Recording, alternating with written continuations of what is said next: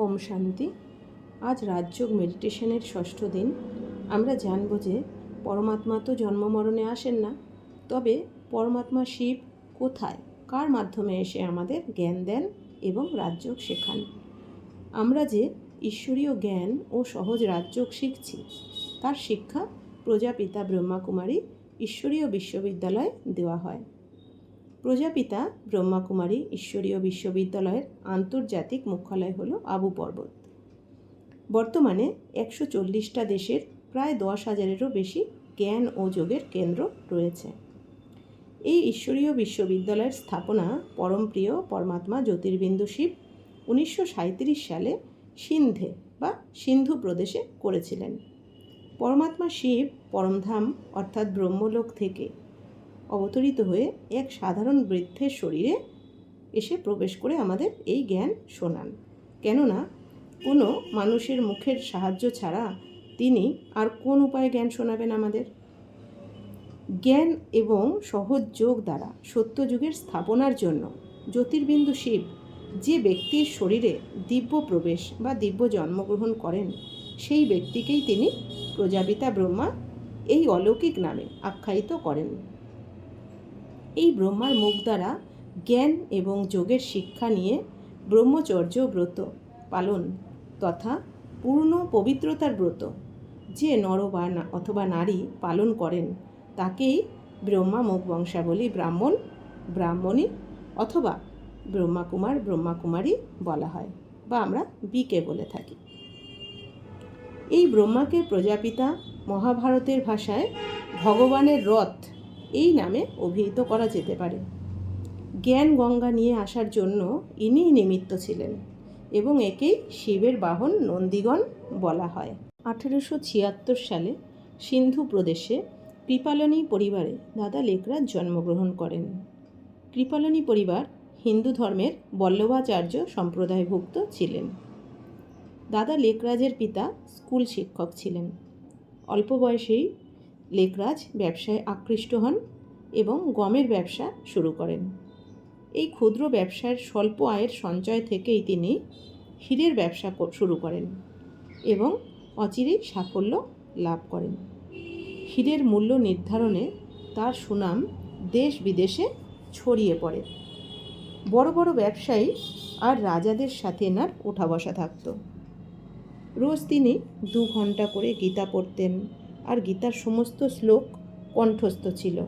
তার অধ্যাত্ম ভাবনা ও গুরুভক্তি অসীম ছিল। তিনি সময় পেলে বেনারস গিয়ে গুরুজির আশ্রমে সময় কাটাতেন। ওনার যখন 60 বছর বয়স, একদিন এক গুরুজির আশ্রমে ধ্যান করছিলেন আর হঠাৎ তিনি এক প্রত্যক্ষ দর্শন করেন। তিনি দেখেন যে খুব সুন্দর এক বাগান, বাগানের মাঝখানে এক জলের ফোয়ারা রয়েছে, সুন্দর সুন্দর ফুল, পাখিদের আওয়াজ, যেন এক ধ্বনি শুনতে পেলেন। আর আকাশ থেকে এক সুন্দর তারা নামছে আর একটা রাজকুমার হয়ে যাচ্ছে, আবার একটা তারা নামছে, একটা রাজকুমারী হয়ে গেল, এরকম আরও রাজকুমার রাজকুমারী হয়ে গেল। আর ওরা সুন্দর পশু পাখিদের সাথে খেলা করছে। আর ওই সময় উনি শুনতে পেলেন যে এত সুন্দর দুনিয়া তোমাকে তৈরি করতে হবে।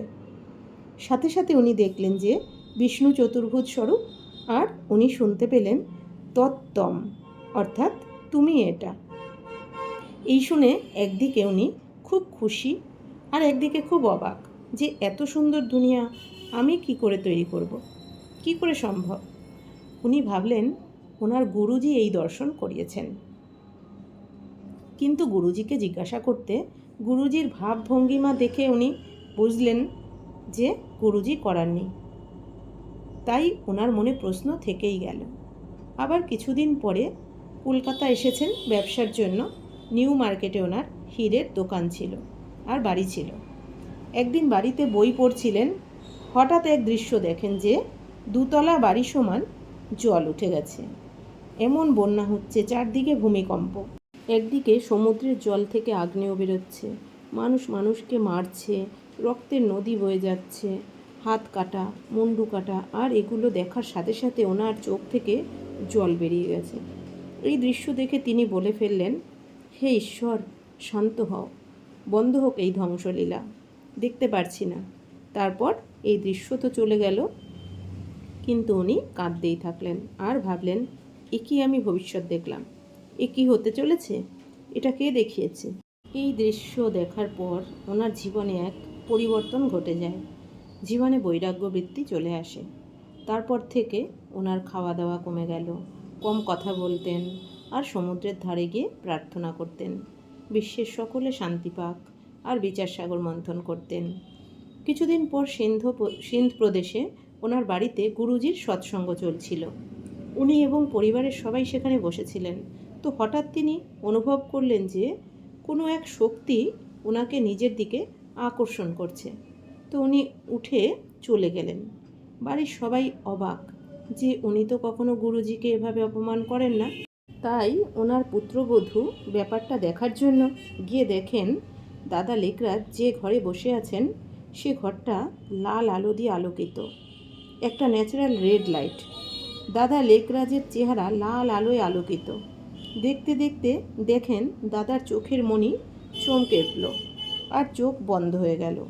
আর শুনতে পেলেন সংস্কৃত ভাষায়, নিজানন্দ রূপম শিবহম শিবহম, জ্ঞান স্বরূপম শিবহম শিবহম, প্রকাশ স্বরূপম শিবহম শিবহম, নিজানন্দ স্বরূপ, জ্ঞান স্বরূপ, প্রকাশ স্বরূপ, আমি শিব, আমি শিব, আমি শিব। তারপর আস্তে আস্তে দাদা চোখ খুলে বলেন, অপূর্ব অনুভূতি, কি সুন্দর জ্যোতি, সূর্যের মতো আলো, কিন্তু তাপ নেই, শুধুই শান্তির অনুভূতি। কে ছিল, কে ছিল? তখন ওনার পুত্রবধূ ঢোকে আর পুরো ব্যাপারটা বলেন। আর দাদা শুনে বুঝতে পারেন যে ওই শব্দগুলির মানে ছিল যে তুমি তোমার মধ্যে যে স্বরূপটা দেখতে পাচ্ছ সেটা হলো আমার, আমি সেই শিব, জ্ঞানের স্বরূপ, প্রকাশের পুঞ্জ, আমি সেই শিব। এরপর উনি ওই যে দৃশ্য দেখেছিলেন তার কানেকশন বুঝে গেলেন যে পরমাত্মা নতুন দুনিয়ার স্থাপনা আমার দ্বারা করাতে চাইছেন। এরপর উনি ওনার বিজনেস পার্টনারকে চিঠি লিখলেন যে তুমি আমার ভাগের টাকাটা আমায় দিয়ে দাও, আমি আর বিজনেস করব না। এরপর থেকে পরমাত্মা দাদার শরীরে আসতেন, অর্থাৎ পরমপিতা পরমাত্মা এই ব্রহ্মা বাবার শরীরে বা দাদা লেকরাজের শরীরে আসতেন আর জ্ঞান দিয়ে চলে যেতেন রোজ বিকেলে। রোজ বিকেলে পরমপিতা পরমাত্মা যখন ওনার শরীরে আসতেন তখন সবাই জ্ঞান শুনতে এসে ওনার মধ্যে কৃষ্ণকে প্রত্যক্ষ দর্শন করতেন। ধীরে ধীরে অনেক মায়েরা ভিড় করে আসতে থাকে, তাই এই সংস্থার নাম দেওয়া হয় ওম মণ্ডলী। মণ্ডলী মানে গ্রুপ। এরপর পবিত্রতা রক্ষার জন্য বাইরের অনেক ভাইয়েরা বিঘ্ন দেওয়ার চেষ্টা করেছিল, কিন্তু যেহেতু এটা স্বয়ং পরমাত্মার কাজ তাই কেউ কিছু করতে পারেনি। ওনাকে মারতে এসেও সে নিজেই সমর্পিত হয়ে গেছে পরমাত্মার ভাইব্রেশনে। প্রথমে 350 জন বাবার কাছে সমর্পিত হয়েছিলেন।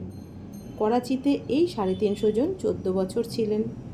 এরপর 1950 সালে পরমাত্মা ওদের ডিরেকশন দিলেন যে এখান থেকে শিফট করে মাউন্ট আবু রাজস্থান যেতে হবে। এখান থেকে আস্তে আস্তে বিভিন্ন জায়গায় বিভিন্ন দেশে এই সেন্টার ছড়িয়ে পড়ে সেবার উদ্দেশ্যে, আর মাউন্ট আবু ইন্টারন্যাশনাল হেডকোয়ার্টার্স হয়। আর এই সংস্থার নাম হয় প্রজাপিতা ব্রহ্মাকুমারী ঈশ্বরীয় বিশ্ববিদ্যালয়। 1969 সালে ব্রহ্মা বাবা নিজের দেহ রাখলেন। এরপর এই সংস্থার চিফ হেড হলেন দাদি প্রকাশমণি। 1969 থেকে 2007 অবধি এই দাদি পরিচালনা করেন। ইনি পিস মেসেঞ্জার অ্যাওয়ার্ড পান গভর্নমেন্ট থেকে। 2007 সালে আবার নেক্সট হেড হন দাদি জানকী। এনার পর হেড হন দাদি গুলজার। ব্রহ্মা বাবার পর শিব বাবা এই দাদি গুলজারের শরীরে এসে জ্ঞান শোনাতেন। শিব পরমাত্মা তো শুধু ভারতেই জ্ঞান দেবেন না, বিশ্বের চারদিকেই জ্ঞান ছড়াবে, তাই ব্রহ্মার 4 মুখ দেখানো হয় ভক্তিতে। আচ্ছা, ওম শান্তি।